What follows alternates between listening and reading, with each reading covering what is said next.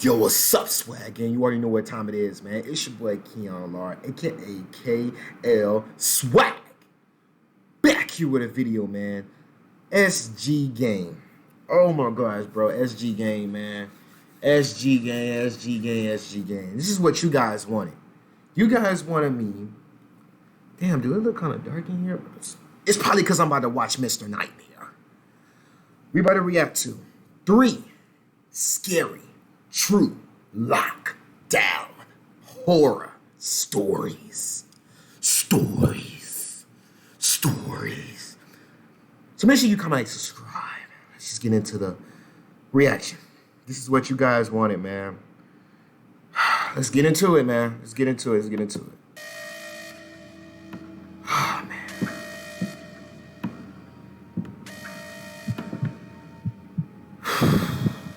Shit, man. I know it's gonna be scary.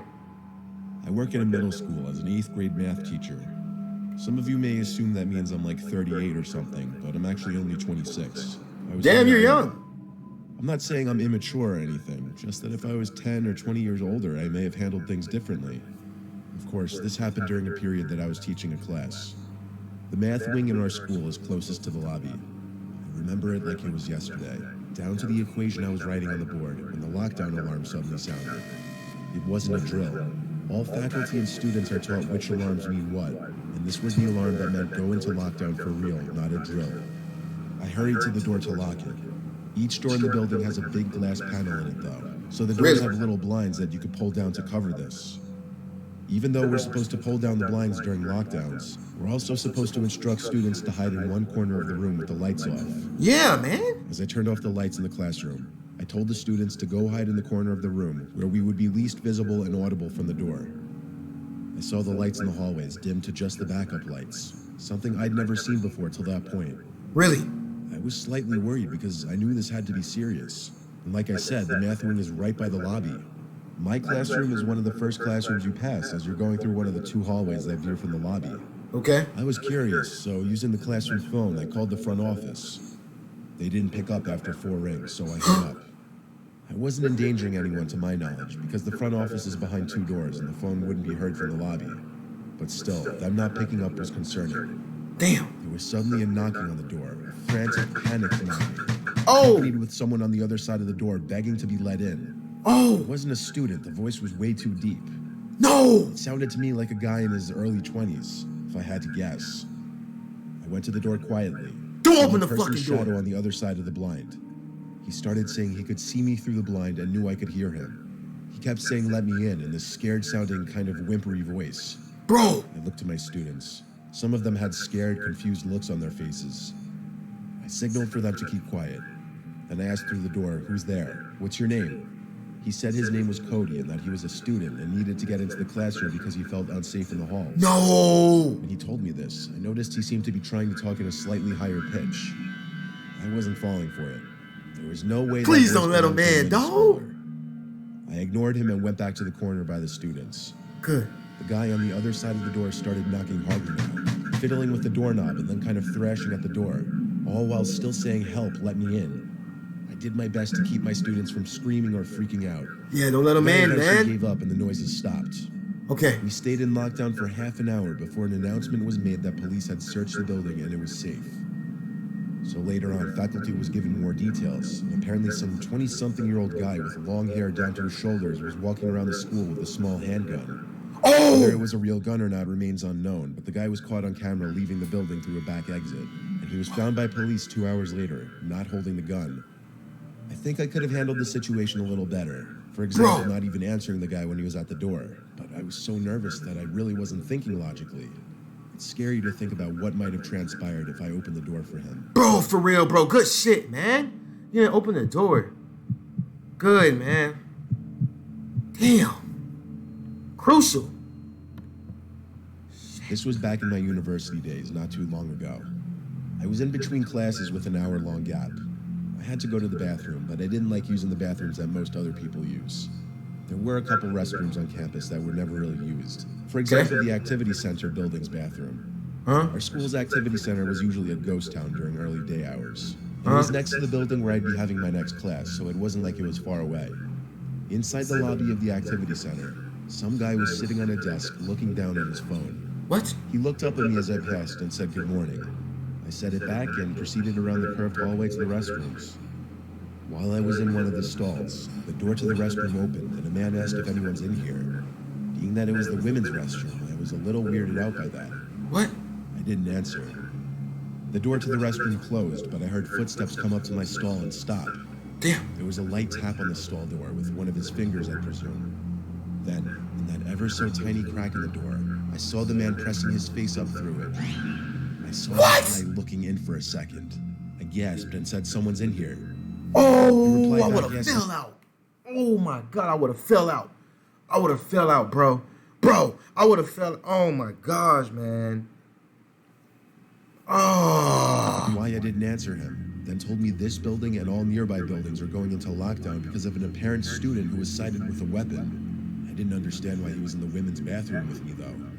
I left the stall to be face to face with him, and it was that guy that was sitting on the desk before.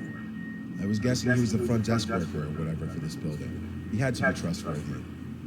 He showed me a text on his phone from a random number, and it was a warning from the university to stay inside whatever building and classrooms you're in and to lock all the doors due to a potentially armed individual on campus. Wow. I found that alarming, so I felt comfortable with him going to blockade the bathroom door with a garbage bin. After he did that, though, the two of us just stood in the bathroom together, awkwardly, like I was trying to ask him for more details about the potentially armed person on campus. He said he had no other information on it, though. Something about the way he was looking at me relentlessly, like no social cues or when to stop staring at me. I felt uneasy. I pulled out my phone to create a buffer, and as I was on my phone, I thought to just look for a similar text from the school that he showed me, but I didn't get any text from the university. I went to the school's website, which would often have news and alerts. It didn't have anything about it, though. I asked this man's name, and he said his name was Eli, that he worked in the building. Now that I thought about it, though, his outfit consisted of light blue bootcut jeans with brown boots and a gray hoodie. He looked, if anything, like a maintenance worker. Instead of trying to continue the conversation with him, I was on my phone texting friends, any friends who I knew were on campus at the moment, asking if they heard anything about this armed person. I had 2 friends text back saying no, class was in session like normal. I looked up at the man, who was now even closer to me. Time stopped moving in that instant. He looked at the door, and whispered to me that he thought he heard something, that we should make a move to one of the stalls and hide. Shit. I froze, both physically and mentally. He started to walk up to me with his arms slightly extended out to nudge me into one of the stalls with him. At this point, the only thing I could do was scream, as loud as I could. I caught him off guard, and I think he went into full-on panic mode because he looked around the room and then hurried to move the trash bin away from the door and storm out of the bathroom. Damn. I proceeded to leave the bathroom a few seconds after him, running to the nearest exit. From there, I called my mom to cry to her about it. She actually called campus police for me and then drove to the school to meet me. And that's when I told campus police about the man, with my mom there to support me. Damn. A day later, I received a call from campus police, and they said they reviewed the footage caught in the building and could confirm that man did not work at the school and that they would do their best to find out who he was. I never received any future updates.